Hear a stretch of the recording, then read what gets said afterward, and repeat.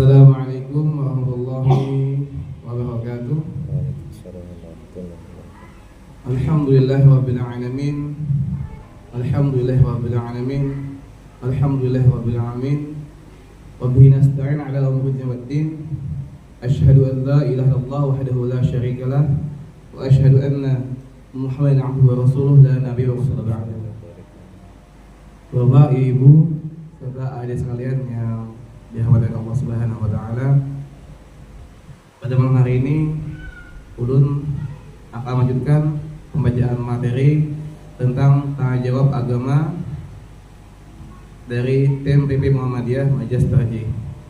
Dimana pada malam ini ulun mengambil tema makmum mendahului imam. Tanya, dalam suatu buku yang saya baca diterangkan bahwa dalam sholat berjamaah sering makmum mendahului imam sehingga sholatnya tidak sah. Tetapi saya mendapat ceramah agama dari seseorang bahwa makmum yang mendahului imam sholatnya tidak mendapat pahala lipat pahalanya sebanyak 27 kali, yang berarti sholatnya sah. Sahkah sholat makmum yang mendahului imam ataukah sah hanya tidak mendapat pahala berjamaah? Mohon penjelasan. Jadi di sini pertanyaannya membahas tentang sah tidaknya makmum yang mendahului imam. Jawab, perbedaan pendapat mengenai masalah ini telah lama terjadi, baik makmum mendahului takbir maupun dalam mengangkat kepala dikala iktidal ataupun bangun dari rukuk. Dalam masalah makmum mendahului takbir, menurut Imam Malik dan Imam Abu Hanifah tidak mencukupi, artinya tidak sah. Sedang pendapat Imam Syafi'i ada dua pendapat. Salah satunya menyatakan tidak sah, yang lainnya menyatakan sah. Mengenal mengangkat kepala yang dilakukan oleh makmum sebelum imam melakukan, jumhur ulama, sebagian besar ulama menganggap sah sholat makmum tersebut. Hanya saja menganggap perbuatan demikian tidak baik. Sebagian ulama menganggap bahwa sholatnya batal. Perbedaan pendapat tersebut didasarkan pada hadis yang kelihatannya ta'arud atau bertentangan, yakni ada hadis yang menyatakan bahwa Nabi SAW sholat berjamaah dengan sahabat. Setelah takbir mengisyaratkan pada sahabat untuk tetap di tempat menunggu Nabi mandi. Baru setelah itu Nabi kembali menjadi imam sholat jamaah tersebut.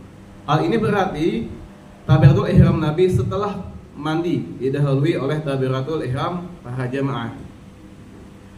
Di samping hadis di atas tadi, juga ada hadis yang mewajibkan untuk mengikuti imam dan adanya ancaman dari makmum yang mendahului imam sebagai berikut. Yang artinya dari Abu Hurairah radhiyallahu anhu, ia berkata bahwa bersabda Rasulullah SAW, imam itu untuk diikuti, maka apabila ia bertakbir, bertakbirlah kamu. Janganlah kamu bertakbir sebelum ia bertakbir. Dan apabila ia telah rukuk, rukuklah kamu. Dan janganlah kamu rukuk sebelum ia rukuk. Dan apabila ia sujud, sujudlah kamu. Dan janganlah kamu sujud sehingga ia bersujud. Hadis riwayat Ahmad dan Abu Daud dan Abu Hurairah. Hadis lainnya adalah dari Anas bin Malik radhiyallahu anhu, ia berkata, bersabdalah Rasulullah SAW, wahai segenap manusia, sesungguhnya aku imammu, karena itu janganlah kamu mendahului aku dengan rukuk, dan janganlah pula dengan sujud, dan janganlah pula dengan tegak berdiri, janganlah pula dengan duduk, jangan pula dengan berpaling atau dalam salam. Hadis riwayat Ahmad dan Muslim dari Anas bin Malik.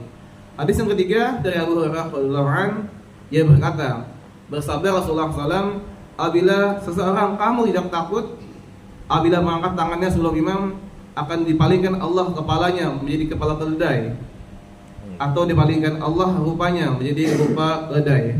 Hadis riwayat jamaah ahli hadis dari Abu Hurairah. Dari hadis di atas, tidak adanya perintah untuk mengulangi sholat bagi makmum yang mendahului imam. Untuk itu suka untuk menetapkan bahwa mendahului imam itu suatu yang membatalkan sholat.